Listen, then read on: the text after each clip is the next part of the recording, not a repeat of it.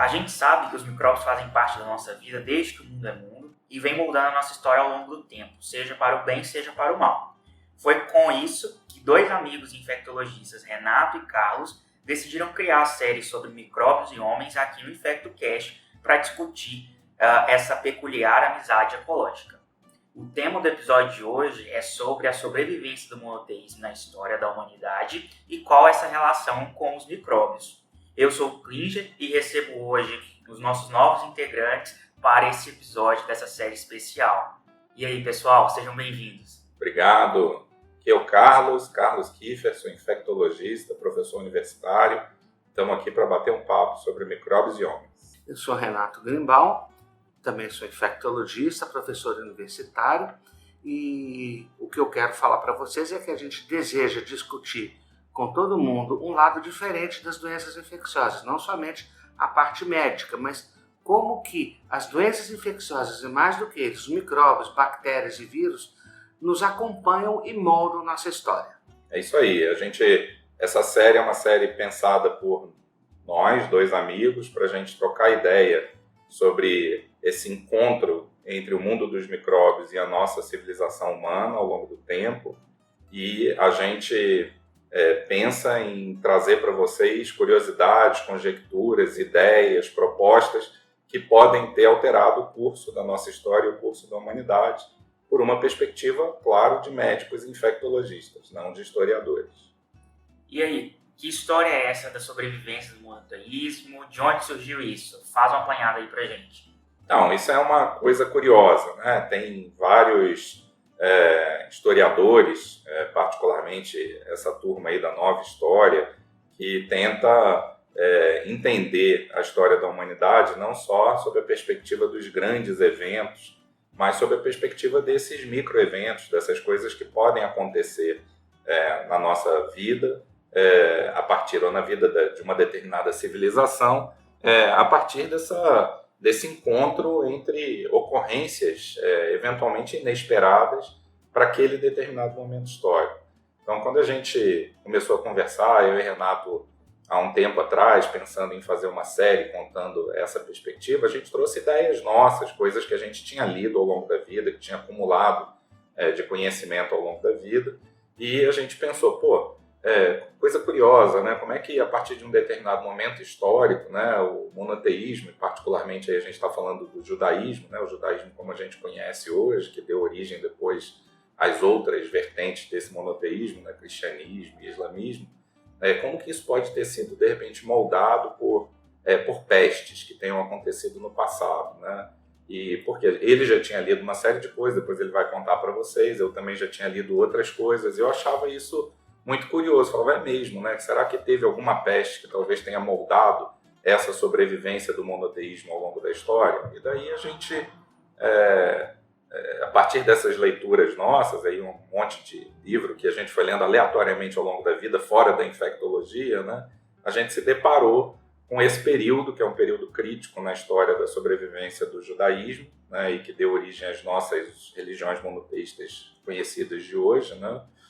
Que foi o exílio babilônico. E o Império Babilônico foi um império muito importante do mundo antigo, que acabou por volta do ano 535, mais ou menos antes da Era Comum, mas antes de acabar ele foi um império, talvez o maior império do mundo antigo, e ele tinha sua capital na Babilônia, que hoje são ruínas dentro do território do Iraque, e houve um período bem conhecido da história judaica, que foi o exílio babilônico. Esse exílio babilônico foi propiciado o sítio do reino de Judá, onde viviam os proto-judeus, né? Aquele povo que antes ainda era o judaísmo antigo, muito dependente da existência ou da coexistência deles no reino de Judá, ali no entorno de Jerusalém, para cultivar o seu Deus, mas que foi invadido por Nabucodonosor II, né? E aí, quando Nabucodonosor sitiou Jerusalém, ele tentou impor impostos, teve uma série de artimanhas lá para não pagarem impostos e tentarem não pagar esses tributos. Ele acabou fazendo do povo do reino de Judá, dos judeus, proto-judeus, os judeus primitivos, cativos, e levou todo mundo para a Babilônia. E aí, nesse período do exílio babilônico, conhecido como período do exílio babilônico, é que muitos historiadores, tem alguns historiadores bíblicos, tem um que se chama Kaufman, que é um grande historiador bíblico, diz que nesse período nasceu o judaísmo moderno, ou seja, durante o período do exílio babilônico nasceu o judaísmo moderno. Só, bom, mas e daí? O que isso, em tese, teria a ver com pestes que tenham ocorrido no mundo antigo? O que isso talvez tenha a ver, a gente não está aqui afirmando absolutamente nada, né? Mas o que isso talvez tenha a ver é que durante esse período lá do exílio babilônico, que o povo do reino de Judá ficou cativo na Babilônia por alguns anos, muitos anos, surgiu também a Torá, que é uma parte do nosso Antigo Testamento, mas que é um livro sagrado do judaísmo, provavelmente foi escrita nesse período. Nabucodonosor é o único governante, digamos assim, não judeu citado na Bíblia, né? Então ele está citado no Antigo Testamento. O que é curioso é que o Império Babilônico, os historiadores debatem isso, né? Ele desapareceu de uma forma, não desapareceu, mas ele foi conquistado pelo Império Aquemênida, que era um dos antigos persas, por Ciro o Grande, né, que invadiu a Babilônia e tomou conta anos depois. Nabucodonosor já tinha morrido, mas foi Ciro quem libertou os judeus, não foi Nabucodonosor, mas só que é Nabucodonosor que é citado na Bíblia, né, o que é citado no Antigo Testamento. Isso é uma coisa curiosa. E fala, por que Ciro também, uma coisa que é discutida entre os historiadores, por que ele teria dominado o Império Babilônico, que era um império tão potente, tão grande, tão vasto, com tanta facilidade, né? Isso há debate, ninguém sabe ao certo por que isso aconteceu. Teve lá algumas batalhas, mas não foram tantas batalhas assim. E ele tomou conta lá, e quando ele tomou conta, ele editou lá uma lei, né, que é conhecido como o Édito de Ciro. Ele editou uma lei deportando, então, os cativos, os escravizados judeus, para retornarem para o reino de Judá. No entanto, não é Ciro que é conhecido, que é conhecido no Antigo Testamento, quem é conhecido é Nabucodonosor. Isso são coisas curiosas, por que isso teria acontecido? E aí tem as hipóteses, né? Essas hipóteses que a gente quer bater um papo sobre elas hoje aqui nesse podcast, que é uma das hipóteses, que daí eu só dando o contexto histórico, o Império Babilônico era um império que se situava basicamente à beira de rios, né? Então, os principais rios, o Rio Tigre e o Rio Eufrates, a cidade da Babilônia na beira do Rio Eufrates, a antiga cidade era na beira do Rio Eufrates, hoje em dia tem ruínas, fica aí uns 90 quilômetros de Bagdá, né? Na beira do Rio Eufrates, e sabe-se que existiam canais a partir desses rios, que eram canais de irrigação, que eram canais não só para navegação, mas que provavelmente tinham a ver também com cultivo. Era uma área conhecida como crescente fértil, né? Então, é possível que houvesse muitos cultivos na época, cultivos de gêneros alimentícios. É possível que houvesse cultivo de arroz, por exemplo, que era feito para sustentar não só as próprias vilas, mas para sustentar o império, né? Então, talvez, e aí é onde entra o bate-papo de hoje. Aí Renato também vai contar a visão dele, do que ele sabe sobre isso tudo. Talvez alguma peste, né? E peste é um termo muito genérico, alguma doença, mas alguma doença tenha acontecido nesse mundo antigo que tenha enfraquecido por dentro o império e tenha facilitado a conquista do Império Babilônico por outro império, que era o Império Aquemênida, né? E aí, qual teria sido essa peste?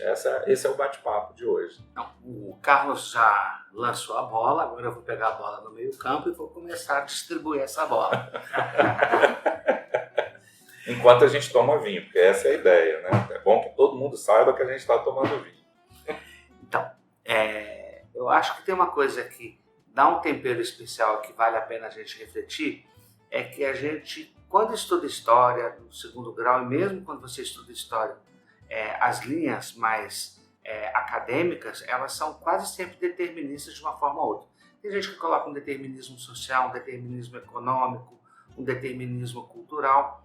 E a própria história da vida da gente, a nossa história é muito complexa. Ela pode ter fatores que são mais predominantes, a nossa formação pessoal, nosso pai, nossa mãe na vida pessoal, os determinantes econômicos, talvez a história cultural dentro de uma história geral, mas é tudo muito complexo, e eu acho que a infecção entra aí como um tempero muito interessante, porque existe um acaso. Na nossa vida tem acasos. Muitas vezes nós tomamos rumos na vida que são esperados, que são diferentes daquilo que a gente esperava para a nossa história, porque algo que é inesperado aconteceu. E a infecção, de alguma forma, não completamente, é algo inesperado. Então, se a gente pensar na Babilônia, onde tudo existia para Judá ser conquistada, a religião monoteísta ser destruída, e se isso acontecesse, não haveria judaísmo, não haveria cristianismo, não haveria islamismo, o mundo seria completamente diferente. Talvez não estivéssemos aqui conversando porque os rumos seriam completamente diferentes, mas algo fez com que algo que era determinado, o que era determinado? Que o Império Babilônico conquistasse Judá, algo fez com que isso não acontecesse. E o que foi que aconteceu? O que aconteceu? Provavelmente uma epidemia, isso está relatado na Bíblia, né, no Velho Testamento, no Antigo Testamento, e a controvérsia é qual epidemia teria sido. O mais provável é uma epidemia de cólera. Não se descarta a possibilidade de uma epidemia de influenza ou uma epidemia até mesmo de peste bubônica, que é um pouco mais tardia na história da humanidade. Mas pelas características da própria geografia, as características, as poucas descrições que nós temos, o cólera talvez seja a doença mais relacionada, ou seja, uma doença que chegou, devastou o exército, enfraqueceu esse exército e impediu que ele continuasse o cerco que fazia Jerusalém. Esses cercos duravam 3 meses, 6 meses, 1 ano, até o enfraquecimento da cidade, mas provavelmente esse exército não teve força para continuar e abandonou esse cerco. Isso é uma coisa curiosa, né? Porque a gente fica pensando, né? Como é que a gente chega a essas conclusões? Porque você não acha evidência, digamos assim, arqueológica, né, sobre isso. Embora a gente saiba que quando você vai estudar a história da humanidade, mesmo a arqueologia tradicional, às vezes a gente acha evidências de doenças infecciosas num passado muito longínquo, né? Já foram descritos, por exemplo, múmias egípcias com... só para dar um exemplo disso que eu estou falando, né? Múmias egípcias com tuberculose óssea. Você vê lesão típica no osso que durou, que sobreviveu milênios, e você vê uma lesão que foi típica de tuberculose. Você pode afirmar, bom, essa pessoa, esse mumificado aqui, sofreu tuberculose há 3, 4, 5 mil anos atrás. Com outras doenças infecciosas, você não tem como achar essas evidências arqueológicas mais. As evidências que podem existir são circunstanciais. Então, o Império Babilônico, como a gente falou, ele era um império que era cercado por rios, os principais sendo o Tigre e o Eufrates, e os canais que partiam desses rios que irrigavam aquele império, que forneciam não só os meios de circulação, mas como os meios de produção também. Então, é uma conjectura bastante razoável a gente pensar que esse império possa ter sido enfraquecido por uma doença de transmissão hídrica, né? Essencialmente uma doença de transmissão hídrica. É claro que não existe só essa, é claro que a água não propicia só a ocorrência de cólera. É claro que você tem uma série de outras doenças que poderiam ser veiculadas pela água, né? Hepatite A, você poderia ter esquistossomose que acontecesse na região, você poderia ter as doenças relacionadas a acúmulo de água, mas não necessariamente transmitidas pela água. Então, dengue, febre amarela, que dependem de algum tipo de água estagnada, ou água parada, ou água acumulada para que você tenha proliferação de mosquito. Mas nenhuma dessas justificaria, historicamente, talvez a febre tifoide. Então, se a gente for pensar numa que também pode ser epidêmica e que também pode ser devastadora, febre tifoide. A gente tem febre tifoide até hoje em São Paulo, é uma coisa curiosa. Tem no Brasil febre tifoide até hoje, tem focos de cólera também. Mas nenhuma dessas, se a gente pegar o que a gente conhece hoje da epidemiologia dessas doenças, seria suficiente para devastar, talvez tão rapidamente, assim, em questão de 20 anos, 30 anos, porque entre a morte de Nabucodonosor e a conquista de Ciro, se passaram aí talvez 20, 30 anos, não mais do que isso, com 3 reis.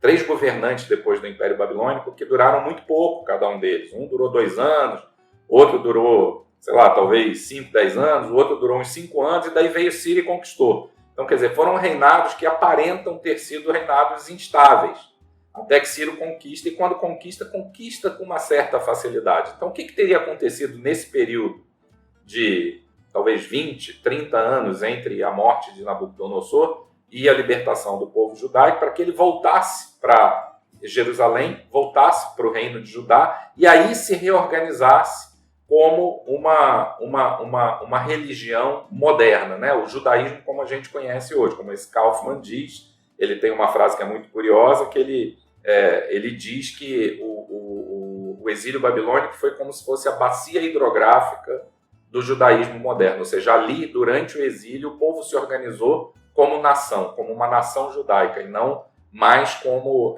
um povo que dependia de uma área, de uma região, de um terreno para cultivar o seu Deus, né? Mas ele se entendia como uma nação e podia cultivar que é a base para o judaísmo moderno. Então, olha que curioso, quer dizer, alguma coisa que tivesse acontecido num período de talvez 20 a 30 anos e que tivesse força suficiente para dizimar um império tão potente ou para enfraquecer um império tão potente, como o Renato falou, exército, general, perda de apoio político-religioso, porque daí você vai enfraquecendo as vilas, os chefes tribais vão falar, pô, não tem comida, pô, estou pagando imposto e não tem retorno, estou vendo gente morrer aqui na minha frente. Então você vai perdendo o apoio dessas chefias locais ou regionais, a ponto de chegar um momento que você fala, ó, está dominado. Alguém chegou lá e falou, vou dominar isso aqui com uma certa facilidade. Então, essa hipótese de que tenha sido uma doença de transmissão hídrica tem a ver com a região, tem a ver com a geografia, tem a ver com a hidrografia da região, e uma doença que fosse forte o suficiente para, num período de em torno de 20, 30 anos, enfraquecer fortemente um império, né? A ponto de que quem conquista depois edita uma lei para devolver a terra ao reino de Judá, aqueles judeus que estavam lá escravizados, né? Para devolver essa gente que estava escravizada para a sua própria terra, ou seja, não queria mais essa gente escravizada. Isso é estranho também, né? Só que o cara chega lá, conquista um pedaço gigante de terra, um reino cheio de construção. Babilônia devia ser uma coisa maravilhosa, né? É citado como uma das maravilhas do mundo antigo, né? O jardim suspenso da Babilônia, cantado em versos e prosas por um monte de gente, e de repente você conquista isso tudo e fala, não quero escravo aqui no meu reino, né? Não quero mais ninguém escravizado no meu reino. Não é isso. Deve ter tido uma motivação forte política, né, naquele momento, para que ele provavelmente se libertasse ou excluísse esse povo do seu território, né? Então, uma epidemia que seria forte o suficiente, ou uma praga, ou uma peste, né, para a gente usar um termo, que fosse forte o suficiente para causar esse enfraquecimento por dentro de um império, talvez seja a cólera, sim. Quer dizer, a cólera, eu acho que é uma doença de transmissão hídrica, é uma doença que poderia, sim, estar relacionada aos hábitos, poderia ter sido introduzida num determinado momento, trazida de algum lugar, mas que está relacionada aos hábitos de cultivo da própria terra, do manejo da água, que era uma importante ferramenta do Império Babilônico. Só foi o Império Babilônico porque ele tinha recurso hídrico, tinha recurso de produção, né, de alimento, e rápida o suficiente para dizimar muitas pessoas em um período relativamente curto de história, diferente de digamos assim, uma febre tifoide, que talvez fosse sim endêmica nessa região, mas que talvez fosse causando casos ao longo de muitos e muitos anos, matando um pouquinho aqui e ali, causando doença devastadora um pouquinho aqui ou ali, talvez com surtos, mas sem essa potência de entrada num determinado lugar, não é, Renato? Você não acha? E a cólera também, ela vai ter uma história natural bem peculiar que vai favorecer isso, né, Renato? É por aí que eu gostaria de falar do cólera, né? A primeira característica que eu queria colocar aqui é que, além da epidemia generalizada, o fato mais marcante foi a epidemia no próprio exército, que estava acampado ao redor de Jerusalém e que enfraqueceu, que é um local onde não tinha nenhuma higiene, como qualquer acampamento, nenhuma estrutura, e que isso favorece qualquer tipo de epidemia. Mas eu quero primeiro comparar as características das principais epidemias para que a gente possa entender por que a cólera é considerada a hipótese principal. O cólera, na verdade. O cólera é uma doença de transmissão de pessoa para pessoa, muito pequena comparada com outras, como Covid, como influenza, como varíola, que eram doenças que aconteciam na época. Covid não, mas influenza sim, ela é transmitida por água, por uma fonte comum que é a água, e água é um problema de logística em qualquer acampamento militar. É muito fácil você ter essa contaminação, né?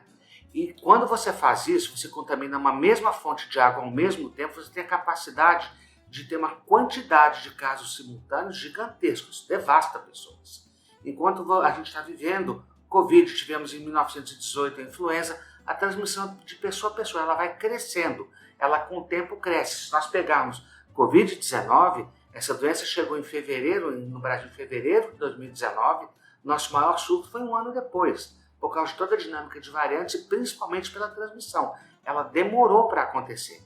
Então a primeira característica, esse tipo de doença de transmissão hídrica, ela dura menos, mas ela tem a característica de ser muito intensa e muito rápida pela quantidade de pessoas que se contaminam ao mesmo tempo. Além disso, existe a característica da doença, que é uma doença catastrófica, né? É uma doença que foi descrita como doença mesmo por Hipócrates. O nome vem de cólera, que é vesícula ou bile, na verdade, tanto que até hoje nós usamos colecistite, nós usamos colangite, que vem da mesma raiz, né? da mesma palavra.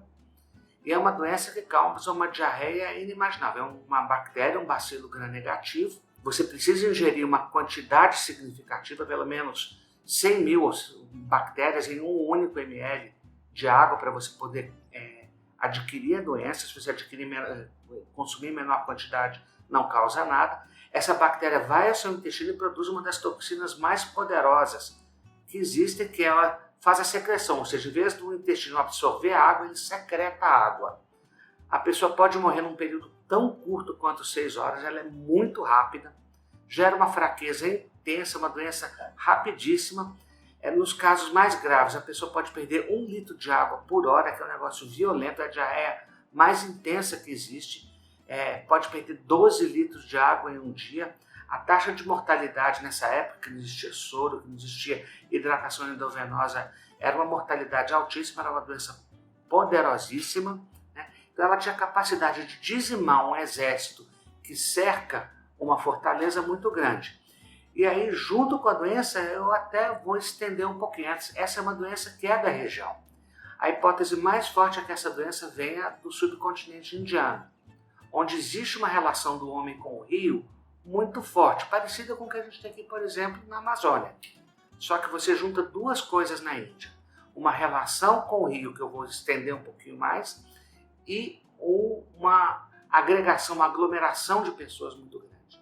Então, o que é o Rio Ganges? O Rio Ganges, ele é ao mesmo tempo o esgoto, ele é a água para lavar roupa, ele é a água para cozinhar, é a água para beber ritualmente. Existe uma relação muito forte entre os rituais religiosos, aquelas épocas que as pessoas vão se banhar no Rio Ganges para fazer uma purificação espiritual. Nesse momento, eles se banhando nessa água suja, especialmente com um grande número de pessoas, existem números de surtos e epidemias descritas de cólera nessa situação que reforçam essa ideia.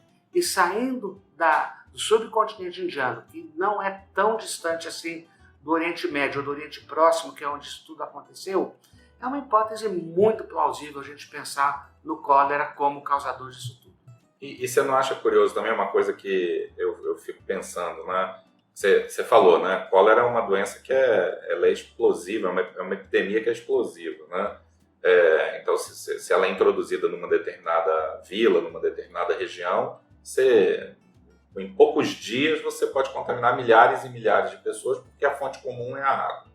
Aí você fala, bom, mas então por que ela não teria dizimado um império como o Império Babilônico em menos tempo do que 20 ou 30 anos? Mas se a gente pensar, você não acha curioso, por exemplo, que esse império ele provavelmente era construído por vilas, né? E essas vilas tinham em comum essa ligação hídrica, né? O meio entre esses canais que ligavam essas pequenas vilas eram canais que eram feitos a partir desses grandes rios e que irrigavam vilas diferentes. Então, você não acha que é possível que ela tivesse viajado de vila para vila? Com certeza. Se a gente pensar, até nós vamos pensar em outra coisa que eu quero já começar a introduzir também, que são as consequências de uma epidemia na história da humanidade. Quando nós pegamos um Covid, uma influenza, ela vai se disseminando de acordo com o deslocamento das pessoas. Então, a epidemia tem muito a ver com viagens. Por que hoje nós temos um terreno muito fértil para epidemias no mundo? Em primeiro lugar, nós temos aglomeração de pessoas, nós temos uma superpopulação, isso leva a um risco maior de epidemia. Nós temos a mobilidade das pessoas. Se a gente pensar nossos avós viajavam no máximo para a cidade vizinha para visitar um amigo. Hoje muitos de nós já viajamos o mundo inteiro. Isso é uma coisa que faz uma permeabilidade, uma troca de micro-organismos que é violenta. E a desigualdade social também é uma coisa muito importante, porque a desigualdade social, especialmente se a gente pensar nas favelas, nos locais mais pobres, que não tem o mínimo de condições de saneamento básico, nós vamos juntar o terreno perfeito para que tenha toda essa troca de micro-organismos. Então vamos pensar lá na Babilônia, lá atrás. Se tivesse uma epidemia de influenza, ela seria mais lenta, ela teria uma lógica de progressão. A epidemia de cólera ela vai fazer um grande... Você diz por causa do fluxo de pessoas que era bem menor. Isso. E porque as aglomerações eram naturalmente menores nessa época. Na hora que voltam pessoas da guerra, por exemplo, está lá cercando Jerusalém, essas pessoas voltam para alguma outra cidade, elas vão levar a influenza, se fosse influenza, e aos poucos isso ia disseminando. Foi o que a gente viu. É só a gente ver as variantes da Covid. Surge uma variante na África do Sul, depois ela vai para a Inglaterra, depois ela vai... No final das contas, ela está no Brasil. Cólera funciona diferente. Ela precisa de uma pessoa que está doente, ou que ela é portadora daquela bactéria numa forma mais leve, ela viaja, ela vai contaminar a água ou o fluxo do rio.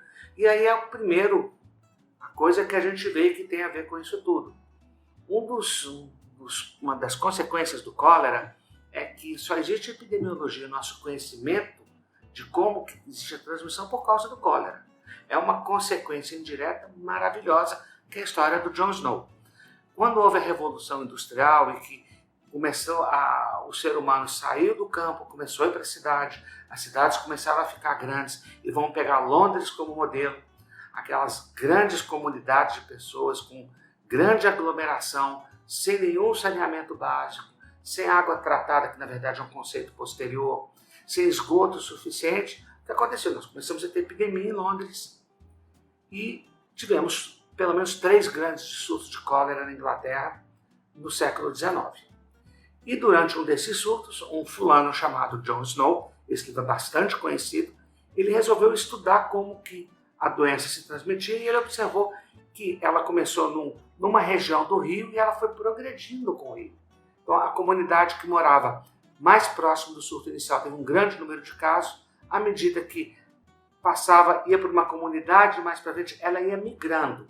E diferente do Covid ou da influenza, não existiam muitos casos atrás. Ele via que havia uma progressão. E ele fez muito claro, não existia micróbio, ninguém sabia que existia micróbio, bactéria, vírus, era uma coisa desconhecida na época do Jon Snow. Ele falou, essa doença não é causada por um miasma, ela não é causada por algo sobrenatural, por uma energia, não é causada por falta de vitamina. Não é falta de vitamina, não é defesa baixa, que é o que se fala hoje. Essa doença ela é causada por algo que está na água, que eu não sei o que é, que o Pasteur veio descobrir depois. Ele apostou numa teoria de transmissão hídrica, ele apostou nisso, porque ele não sabia nada, ele não tinha o menor conhecimento do que... Ele simplesmente apostou nisso e foi investigar isso. Exatamente. Então, aí ele percebeu que era o fluxo do próprio rio, e provavelmente isso aconteceu lá na Babilônia. Mas a epidemia que teve no exército explosiva desse jeito, ela sugere muito fortemente a rapidez e a mortalidade que provavelmente teve, ela sugere muito fortemente o cólera como causa disso tudo.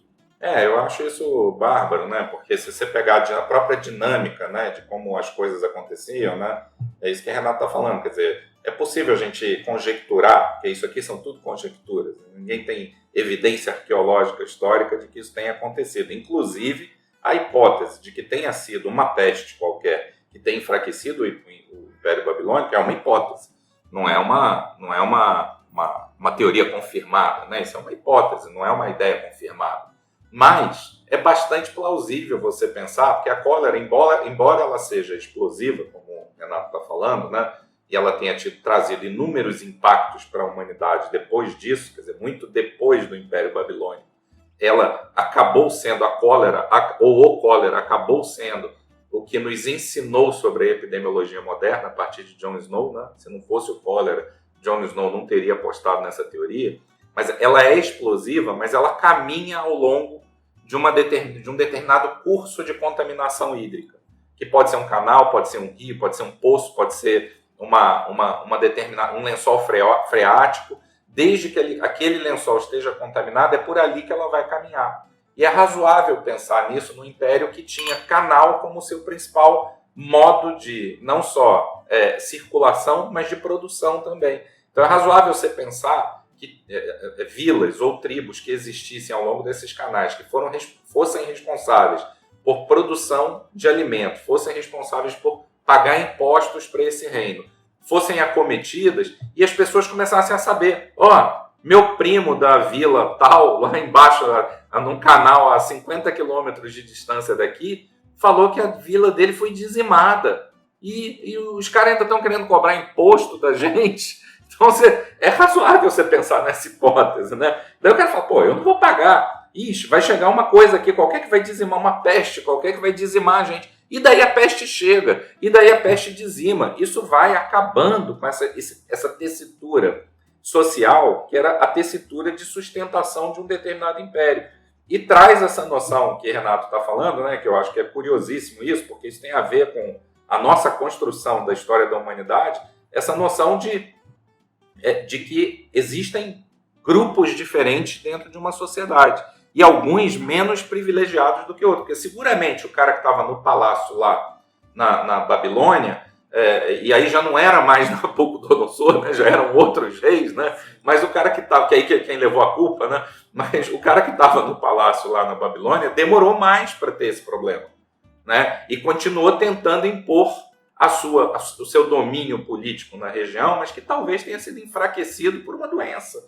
Então eu acho isso muito curioso, né? A gente imaginar que a gente conhece conhece relativamente bem os grandes eventos históricos.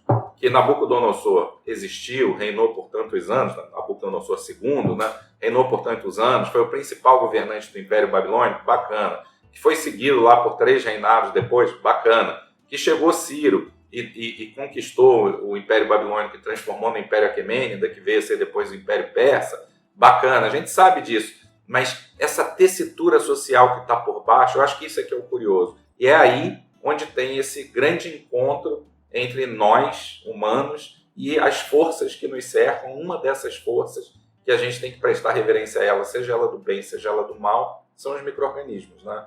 A gente está vivendo hoje a pandemia de Covid, né? E olha aí, há 2, 3 anos atrás, quem pensaria, né? Claro que a gente pensava, nós infectologistas sabíamos que tinha risco de uma pandemia de ocorrência de transmissão respiratória. A gente sabia disso. E a OMS vinha já alertando e fazendo treinamentos para isso. A gente sempre soube.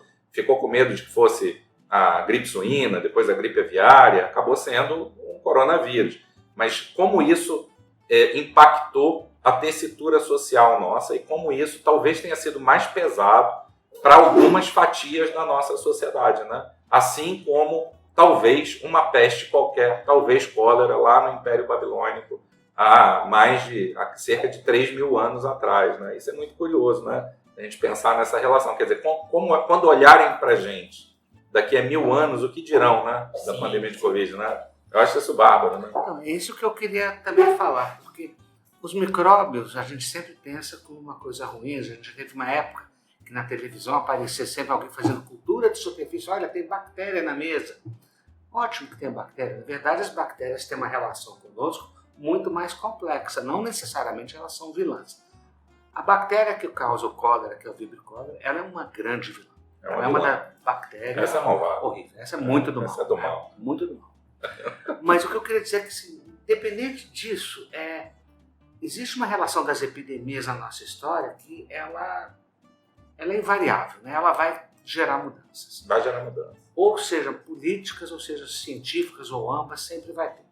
Então, se a gente pegar a história, e não é diferente aqui, porque nós estamos falando das complicações ou das consequências políticas do cólera no ano de 539, provavelmente, antes de Cristo, mas se a gente pegar as consequências do cólera no século XIX, ela deu uma clara noção de injustiça social. Porque o cólera, especialmente em Londres, mas também em São Petersburgo, ela deixou muito claro, olha, tem cólera quem é pobre, quem está morando na beira do rio, quem não tem condições Quem pega água sociais. no poço e o poço é mal cuidado. Isso gerou uma série de movimentos, uma consciência social que não é diferente de hoje. Se a gente pegar em todo o mundo, para a gente não ser específico, os governantes que não tiveram empatia e atuações positivas no caso da epidemia Covid tiveram prejuízos políticos. Sempre foi assim em 1918, onde provavelmente teve alguma influência também, não única, exclusiva, mas da epidemia de influenza no fim da Primeira Guerra Mundial. Em diversas situações, as epidemias tiveram consequências políticas. E tem até, desculpa te cortar, mas tem até um romance bárbaro, acho que é do Somerset Maugham, que virou filme também, que ele mostra uma história de uma revolução na China, ainda sob protetorado inglês, né?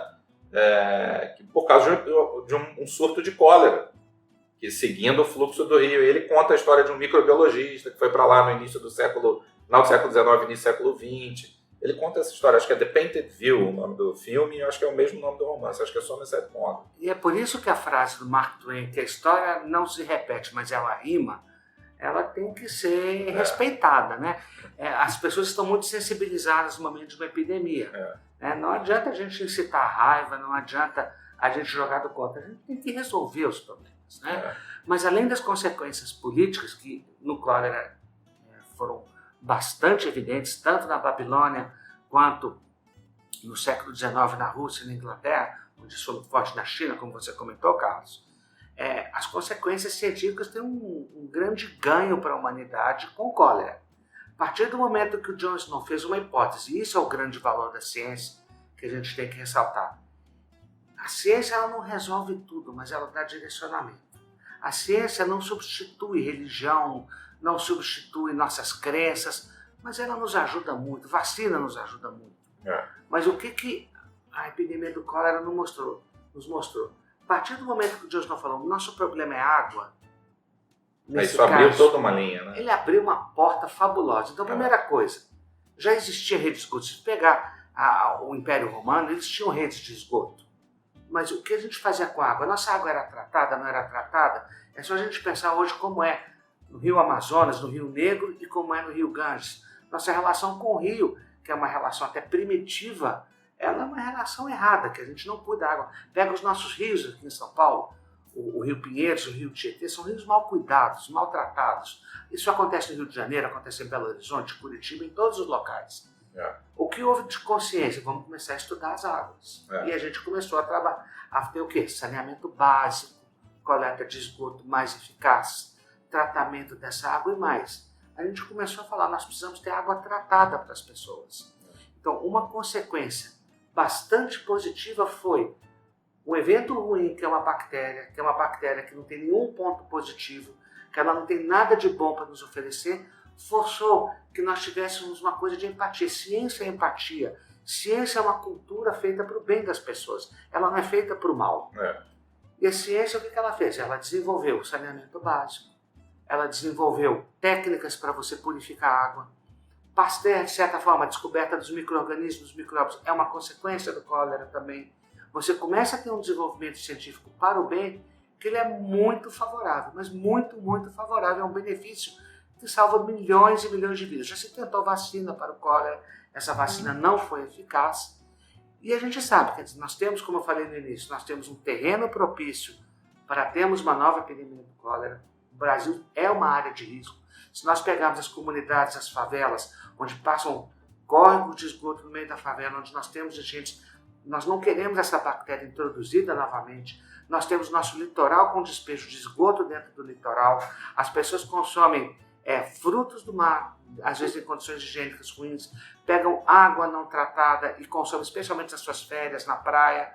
Quer dizer, a gente tem uma série de coisas que o cólera já nos ensinou. Agora, a gente precisa ter a nossa consciência e mais, nós precisamos de governantes, eu não estou falando de um ou dois, estou falando como um todo, em todas as esferas, que entendam que esse conhecimento científico faz parte de um planejamento governamental e administrativo.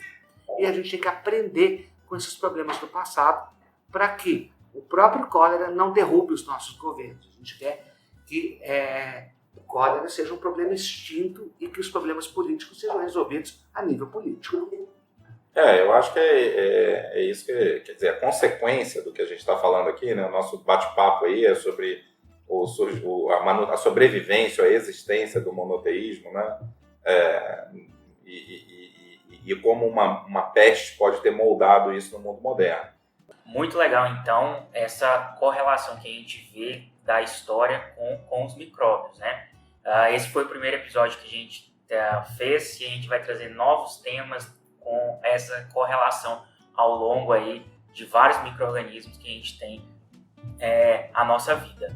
Muito obrigado pela presença de vocês e até o próximo episódio. Até a próxima. Valeu, um abraço.